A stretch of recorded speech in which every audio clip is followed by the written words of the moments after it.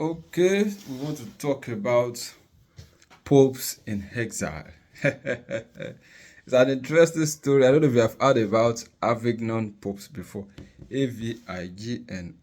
This was a period when popes moved from Rome into France mainly due to political reasons. We also look at when we had three popes at a time claiming that they are the pope. But before then, I want to finish up on the Franciscans now from the last one we discussed. Where I told you they were divided into two movements. You have the conventuals and the spirituals. I think the spirituals, they were getting maybe militarized or radical or something. So they were trying to suppress them. They will still come up again. They will suppress them. I told you that eventually they both fade away, but not really fade away. They still keep coming up again and again all through history. And I think up till now, there are still some people who identify as maybe the order of St. Francis of Assisi, the Franciscan. What was their name that time? The Franciscans. So there are still some that are recognized as the Franciscans. So let's go to um the period where we had the throne of the Pope moved from Rome to uh to a town called Avignon in France. Now it happened that Boniface became the Pope. This it was it Boniface the the eighth. Now this Pope, I've told you how Pope rose into secular power when foreign powers came into Rome, into Italy. It was the Pope that negotiated with them. And when all these foreign powers began to establish their kingdoms around Italy, Franks, and other places, the Germans, the Pope was like the conduit between all of those kingdoms and empires.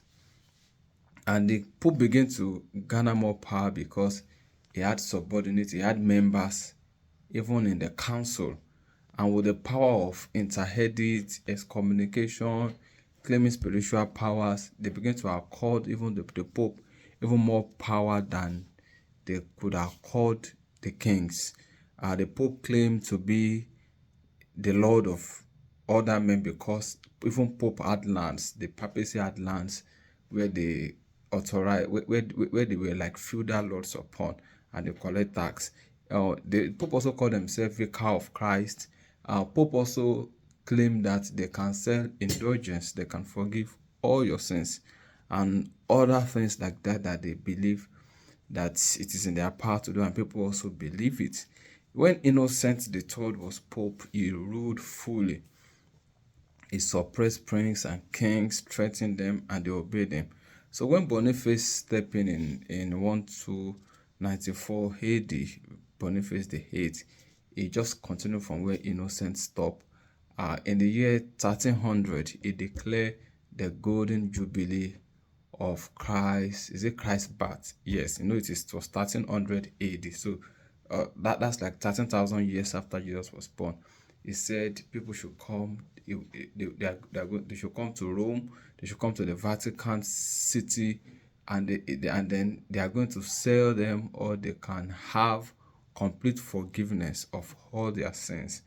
So a lot of people obeyed, people trooping with money and gifts to the Pope, to the papacy, to the church. And then this Pope, it was said that in his time, he would even call himself the emperor, he would call himself Caesar.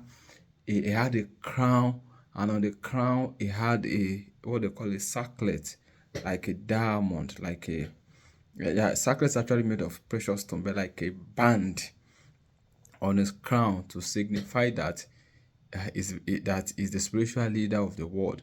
And then after that ceremony in 1300, where a lot of people trooped in, he began to believe that he has more secular power than any other, or that is known, and he wants to really wear the rope of that power. It is even said that he used to wear the imperial robes. So he added another circlet to his cap, and then he even added the third one to show that like he's a king or like he's an like he was an emperor.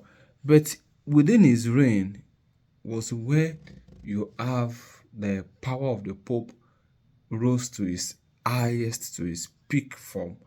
And it was during his reign that you also have the power of the Pope dropped to an unimaginable distance, unimaginable level. The first, is it the last straw? Now, the first last straw that broke the camel's back was that generally society was already changing. Everybody believed in the Pope. Everybody was a Christian. It was a Christian empire. The whole of Europe, Scotland, France, England, Italy, Germany, they see themselves as a Christian empire. But there's a big there is a change that is beginning to occur without the papacy or people intentionally knowing. It just occur with time. Now, the first thing or one of many things that happen is that people began to see themselves much more like, I'm from England, you are from Spain, you are from France, other than seeing themselves as all from a Christian empire. So there's a rise in nationalism, that is, every man to his own nation. Meanwhile, Pope was trying to bring all of them under him. But everybody began to see that there is a space, there is a difference. So nationalism began to come above their faith. That is, support for their country, for their nation, is becoming more important than the support for the church or for the Christian faith. Something like that. There is a off balance perception that comes with that consciousness. Another thing was that the cry for crusade was already winning. It was already going down. The coming together for crusade, command for crusade for the cause of the faith was already reducing. Not as if there was no call, but the enthusiasm was already gone. What else was a factor? Now, the Pope had land, a lot of land. And in the times of the feudal lords, it was about how much land you have. Church properties, churches also have land. The Catholic Church had lands everywhere they have. Now, the focus is now coming on cash over land. People, we're not talking about money, not properties, not land. And the church does not have, not as if the church does not have money, but the power the church used to add because it has land also got reduced. Much more was that there was a conflict between King Edward of England, King Edward I of England, and King Philip the Fair of France. Now, you have two kings of two different countries, both Christians, claiming that they are different or at war with each other. That's a factor. But the biggest factor was that they now needed taxes. They needed money to fund the war and the conflict among them, which means they have to tax the people more. And the first place they look at was one of the places they look at was the church. The church had a lot of properties. The church had money, just as some people were claiming that the church has money today and the church should be taxed. In natural sense, only less than maybe 10% of Nigerian church. Excuse me. Only about 10% of Nigerian church is actually rich. Is actually that rich. I can tell you that for free. 90% is actually poor. Just as Nigerian citizens are generally poor, the church is also generally poor. It's a fact. It's a fact. If the people in the land are poor, institutions in there will also be poor. Why didn't the 10% distribute money to the 90%? If that is what is going on in your mind, I don't have your time. Now, they said they will collect tax from church. Pope Boniface wrote a letter and said, an authority letter, that it's not going to happen. So King Edward said, fine, if it won't happen, all the legal protection that the state is giving to the church is going to remove it. Their properties can be confiscated, the priest can be attacked, anything can happen. They can even be arrested. France, King Philip in France also said that It placed a ban on all the gold items, silver, diamond.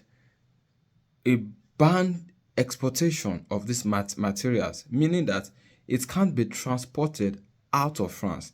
And this is what the church rely upon to run from different places. They will send in their own contribution in form of gold and silver and all those materials. So invariably, they are taking it by force. So the Pope had to succumb and say, well. I didn't say that if the state needs money, maybe for war or for something important, the church should not contribute. So the king said, fine. If you can contribute if things are important, what we want to do now is important. Oh yeah, bring. So that was how the king won, and then the power, the fear the Pope will put in people kind of get reduced a bit. So after he did the 1300 celebration, people threw pain, they sold indulgence, they had a lot of money. The man feel, oh, I'm more powerful. So he put the second circlet on his crown to signify that he has power. He has not just spiritual power, not just a spiritual father over for all the Christians, but he is also like a king. He also has a temporary power over the heart. And that was when he had issues with the King of France again. The King of France jailed a bishop they charged him of treason. So the Pope said, Boniface said, no, you must release him ASAP, or else the tax the church has been giving you will stop. So the man said, The man just called his lawyer. They should gather some rumors against the Pope. They should say, number one, he is immoral. Number two, they call it simony, SIMONY, using the church properties for money, for personal gain. From the word Simon the sorcerer that wanted to buy the gift of God, that's simony. They also accuse him of heresy. So this king called his officials, and mostly his officials were Christians too, churchmen. In fact, when the Pope gave the earlier command that nobody should pay tax, he said, if you pay tax, or if you collect tax, you'll be excommunicated from the church. Knowing that most of them are Christians, both the person that will pay, both the person that will collect the tax, he said no priest must pay. So even if you collect it, if the king sends you to go and collect it and you are a Christian, you are in trouble. So that means you will miss heaven because they were excommunicated from the church. And who's going to, when you die, who's going to bail you out of the purgatory, like they made them to believe then? So the king said, so the king called his guys, his nobles, estate managers, people that have power and words in the council, in the kingdom, and told them wanted their support. There's a way the king will speak to his subjects and convince them either by force or by sweet talking. And then one of them said, well, my master's sword, that is the king's sword, is made of steel, iron. But the Pope's sword is made of words. So people should choose whether they want to fall under the sword of the Pope or under the sword of the king. So many of them supported, either reluctantly or willingly. So he sent soldiers to go and carry the Pope to come and face trial in France. Meanwhile, the Pope have left Rome. He went on vacation. He was an 86-year-old man. They got to his place. They got where he was having a vacation. They banged the door, broke the door, insulted him, abused him, arrested him, held him hostage. People of this town heard that the Pope is in their town and want to arrest the Pope. They went there, fought, they released the Pope. Okay? But the Pope felt humiliated, insulted, shocked. He died a few days after. So when he died a few days after, another person came up to become the Pope. And this person did not even last, I think didn't even last a year, and was almost sick all through. So some people said maybe there was a foul play, maybe they were poisoning, but it was not. But some people said this was not poison. There was nothing like that. That was actually very sick. So when he died, almost not long after, the the king of France have formed a coup. He has done some things, politicizing, politicking, influenced the cardinal of bishop, and then he ensured that they elected a Frenchman, a man from France, as the Pope, and that was Pope Clement the Fifth. Guess what Pope Clement did? He moved his bag and baggages and moved to France. So they built a town for him. They call it Avignon, where he was reigning as Pope, controlling everywhere. And then for the next 72 years, it is called the Babylonian captivity of the church. I think it was actually 68 years, but it was rounded up to, it was usually rounded up to 70 years in history. And then, I think in terms of Daniel, the children of Israel spent 72 years in Babylon. So they just equate it to the 72 years of Babylonian captivity of the ancient Jews. So I think they had 6 popes in captivity like that. Sorry, in France. And then they had the 7th pope. Maybe that was 7th pope. That should be Pope Gregory. Pope Gregory the 11th. Yeah. So while in France, other countries began to complain. Germany began to complain. Other nations began to complain that the best place the Pope can be is in Rome. Because number one, Rome was the source. Number two, Rome showed centralization. It shows universality. It shows that no kingdom or king owns the Pope, because while the Pope was in France, it was a puppet of the King of France. And then this complaint went on to the King of Germany, who was also the only emperor of Rome, because they still anointed what they call only emperor of Rome. The first emperor of the Western world of the Roman Empire started in Rome. So even I told you about it, other kings that comes up after the Roman Empire, that's after the desecrated Roman Empire, or after the weakened the Roman Empire, other kings that come up sought to be called Caesar as well. And the Pope usually anointed them as the only emperor of Rome. So it was the Germans that were, before it was the Franks, the French, that were having a position, but the Germans became more powerful, and I know they are now crowning as the only emperor of Rome. So the only emperor of Rome was actually the German king. Meanwhile, it is just like a ceremonial title. The real emperor of Rome was the Pope. So, but he has that title. So he wrote to the Pope and say, the General Council needs to intervene. And the General Council is to intervene. They need to call things back to order. He needs to return to Rome. And another thing was that there was no money. Actually, there was no money like it used to be. And the land the Pope had, that was under the papacy, that they collect tax from, since they were not around, the tax was dwindling, and then the Pope account was more or less, red. It was bankrupt. So even though they tried to use various ways to raise money, like selling of indulgence, if you can build bridge, if you can shine your teeth on top any small thing, they will sell the indulgence. Indulgence, after the meaning, it means all your sins are forgiven, because your sins are not forgiven before.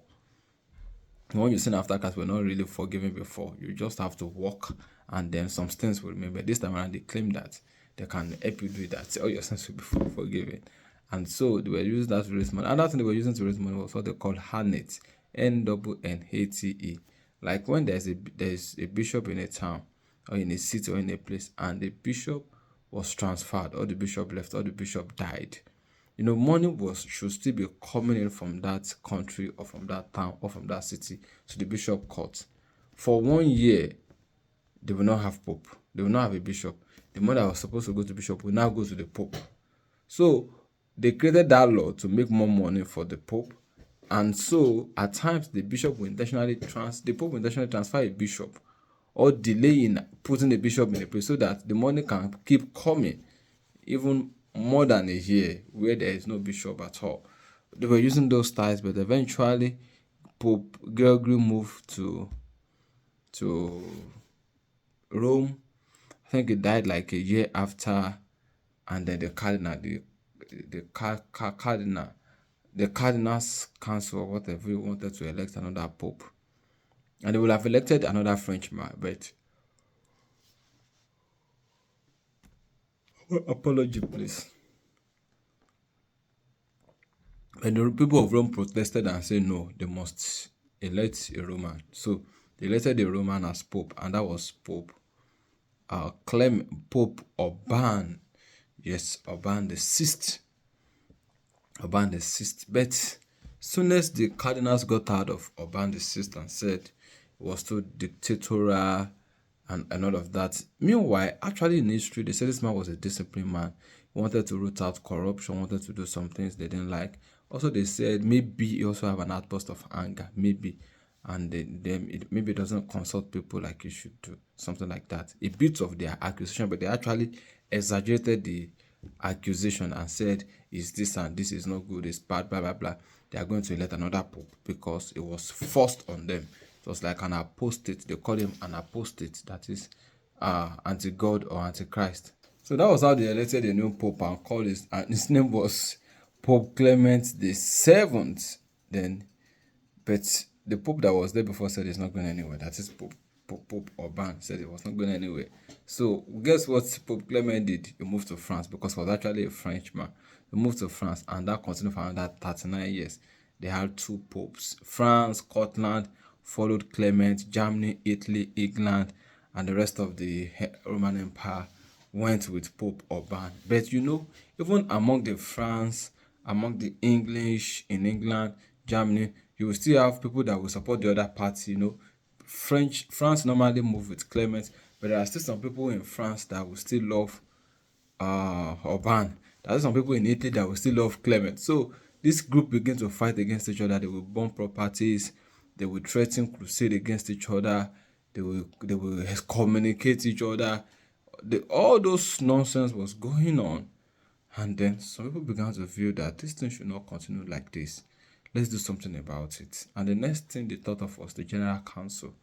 General Council is like, I'm a Sadducite. I'm the Sadducite president. We have Sadducite Esco. So, Sadducite Esco will meet to discuss things. But if something is unable to be resolved within the Esco, you can now say, let's call the council, which now involve the whole membership or quality representation of the membership, much more than the cardinals of the Council of Cardinals that were electing the Pope. And this is like the whole Catholic Church. I told you how they call council in time past and all of that. So, but there is a rule according to the law of papacy, the law that I told you the other time that was formulated for the church. It is only the Pope that can convene a council. Whatever is decided by a council can only be upheld by the Pope. So who's going to call the council? Is it the French Pope or the Roman Pope? So by and large, the both cardinals in both places said, okay, let's call for a council. So they called the General Council. They all came out, and then they elected a new Pope. They asked the two other popes to step down, and they have Alexander the Fifth. Guess what the Pope in France said? He said he's not going anywhere. Guess what the Pope in England said? And no, in Rome said. He said he was not going anywhere. And then you have Pope Alexander the Fifth, who became a pope in Pisa. Pisa was where the meeting was held, where the council was held. So he stayed back there, and you now have 3 popes, each calling for crusade, sending indulgence to pay for it, blah, blah, blah. That one went on for some time. I think that was in 1409. So in 1414, the Holy Emperor of Rome said, let's call the General Council. I thought the Holy Emperor is in Germany. So let's call the General Council. So they held the General Council in Constance. The General Council held for 4 years, I think from 1414 to 1418. They were going and coming back, deciding other issues in between. So they had representation from all the countries where you have church, where you have the Roman Church. They invited bishop, they invited archbishop, they invited cardinals, they invited abbots. Those were the head of monasteries. They invited priors, priors. They were also like abbots. They invited doctors of theology, maybe professors. They invited kings and princes, or maybe their representative. They invited even lay people, ordinary people, to send some delegates to attend the meeting. But the rule of the meeting was that when they had to vote, each country will only carry one vote. So if all of you voted in this country for this person, and some of you voted for another person, the person that won in your country is the one that owns the whole vote of your whole country. So one of the things they decided in the council was that all the three popes should step down. And the Pope in Rome quickly stepped down. The Pope in France said no, that was not stepping down anyway. So they elected. Now you don't forget that years has gone. So this party was not even with those that started it again. It was their successors. So they had a new pope, and that pope was Martin V. I should tell you that even the Greek church in the Eastern Empire, they also came, they sent representative, even though they did not vote. You have Martin V, who was elected, and then was welcomed by everybody. Even France eventually accepted him. Rome accepted him, but the Pope in France said, no, it's not going anywhere. That is still the Pope. But people knew that at that point that the issue was already dead. I think there was a particular country, just a town or so, a city, supported him. Every other person was against him, but he stayed there till he died in Avignon. But they pay homage and respect and recognize only the Pope in Rome. Okay, so at the meeting, the emperor said, oh, this meeting was very successful. Let's be meeting often as the general council. But when Pope Martin got there, he cancelled all the agreements the council made. He rubbished everything. And he only uphold the decision of his election. The Pope has the authority to uphold the decision of the council. So he only accepted his own election. Every other thing they said was cancelled. Those that we may even call for the vote again or for the meeting again became busy with other things, and they never held any other meeting again. Did I miss anything? Let me check. So those that attended the meeting were from Germany, France, Italy, England. Spain joined them later on. We've covered everything. Thank you.